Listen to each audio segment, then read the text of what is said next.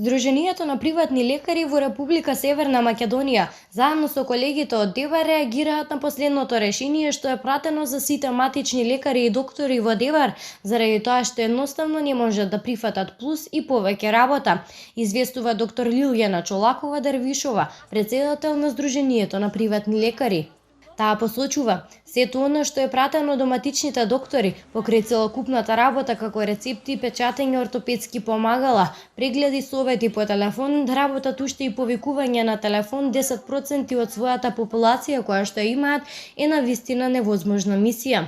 На еден доктор му е пристигнато да повика околу 280 пациенти по 10 минути да го работи тестот, тоа се отприлика 3000 минути, а пак тоа се 50 работни часа. Го прашуваме Министерство за здравство во кое работно време матичните доктори да работат, а во кое работно време да ги работат анализите.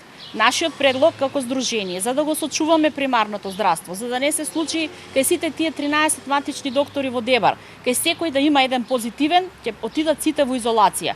Второ прашање до Министерство, во тој случај кој ќе се грижи за пациентите 10.000 жители во ДЕБАР. До сега матичните доктори не одбили, ги испочитувале сите наредби на Министерство за здравство, на фондот, сите кои што упатиле центри за јавно здравје, кризни штабови. Никогаш не сме одбиле ништо, но овој пат се грижиме за здравјето на нашите матични доктори кои што се таму и кои што треба да се грижат за тие 10.000 пациенти. Сдруженијето на матични лекари дава предлог Центарот за јавно здравје да ја работат својата работа. Дополнително, лаборанти да земаат тестови во шаторот поставен во ДЕБАР, исто така посочи дека има доволна администрација која може да се повика.